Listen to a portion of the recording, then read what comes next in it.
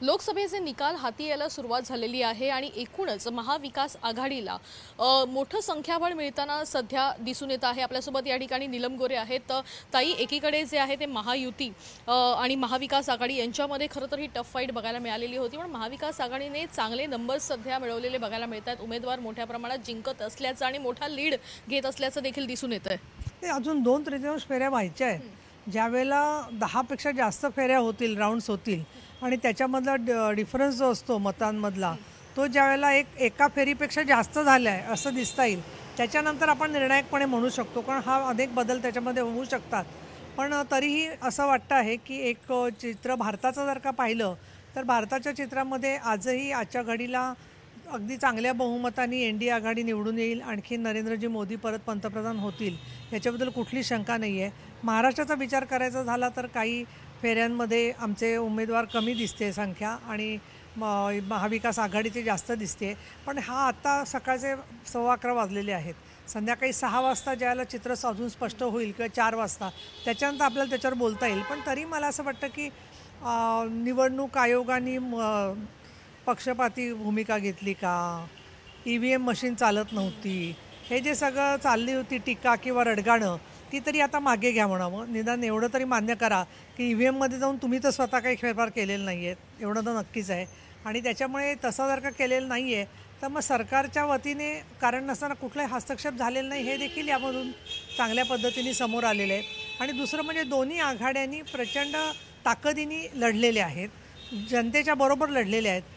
निवडणुकीमध्ये कोणाला जास्त पडतात, कोणाला कमी पडतात, मग हा सगळा राजकारणाचा भाग आहे। त्याच्यावरती अंतिम भाष्य आपण संध्याकाळी 4च्या सुमाराला करू शकतो।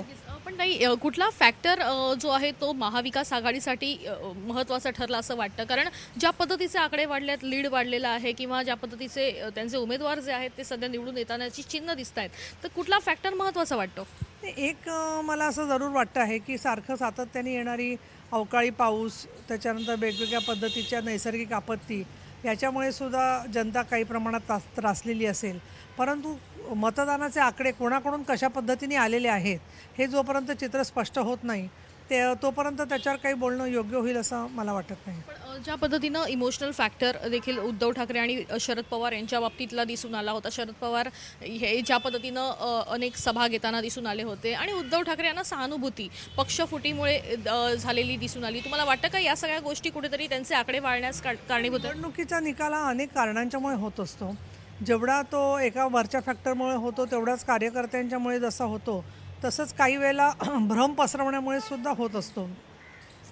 पूर्वीच्या काळात बाळासाहेब ठाकरे म्हणाले होते की विजय कोणाचा, तशा पद्धतीने अनेक गोष्टी असतात। पण मला आत्ताच त्याच्यावर भाष्य करायचं नाही। मी जरूर असं म्हणेन की जनता आज मतदान एका बाजूला टक्केवारी कमी झाली होती, पण तरीसुद्धा या प्रकारचे आकडे आलेले दिसत आहेत। याचा अर्थ असा की कुठे ना कुठे या मुद्द्यांचा परिणाम लोकांवर झालेला आहे आणि कामापेक्षासुद्धा लोकांना त्यांची एक वेगळ्या प्रकारनी दिशाभूल केली जाते किंवा अशा प्रकारचे मुद्दे दाखवले जातात।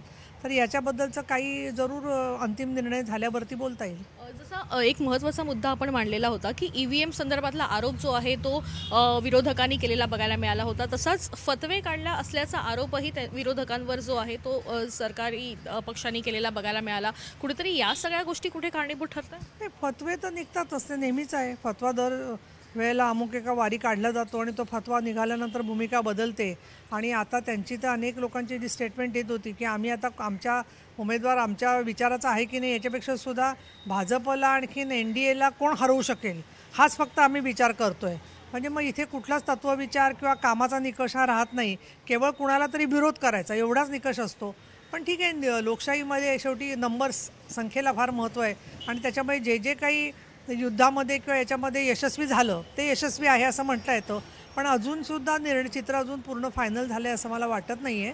त्याच्यावरती फक्त एक आहे की अगदी महाविकास आघाडीचा परफॉर्मन्स जर का अगदी कमीमध्ये गुंडाळले गेले असते तर त्यांनी जे काही आज सगळं रणकंदन केलं असतं तर त्याच्याबद्दल सुद्धा जनतेने विश्वास ठेवला पाहिजे आणि पाहिलं पाहिजे की हे रणकंदन केवळ यश मिळत नाही म्हणून केलेलं असतं आणि त्या यंत्रणेला कारण नसताना त्यांना खच्चीकरण करण्याचा प्रयत्न केला जात असतो. तर त्याच्याबद्दल त्यांनी पण स्वतः कुठेतरी खिलाडू वृत्तीने आम्ही केलेले आरोप चुकीचे होते हे त्यांनी म्हटलं पाहिजे. धन्यवाद आमच्याशी बातचीत केल्याबद्दल. तर आपण बघतोय की नीलम गोरे यांनी स्पष्टपणे एक गोष्ट या ठिकाणी जी आहे ती अधोरेखित केलेली आहे की ज्या पद्धतीचा EVM संदर्भातला प्रश्न विरोधकांकडून उपस्थित केला जाऊ लागला होता आणि आत्ताचे ज्या पद्धतीचे आकडे सध्या महाविकास आघाडीला मिळत आहेत त्यात कुठेतरी जे आहे ते वेगळे पण बघायला मिळत आहे. त्यामुळे जे आरोप त्यांनी केलेले होते ते नक्कीच या सगळ्या गोष्टीमुळे खोटे होत असल्याचं देखील स्पष्ट होताना दिसून येत आहे. कॅमेरा पर्सन अरविंदसह वैदेही काणेकर, साम TV न्यूज, मुंबई. देश विदेशातील प्रत्येक घडामोडींचे लाईव्ह अपडेट मिळवण्यासाठी आता साम टीव्हीच्या सर्व सोशल मीडिया प्लॅटफॉर्मला लाईक, फॉलो आणि सबस्क्राईब करा. तसंच सर्व नोटिफिकेशनसाठी बेल आयकॉन प्रेस करायला विसरू नका.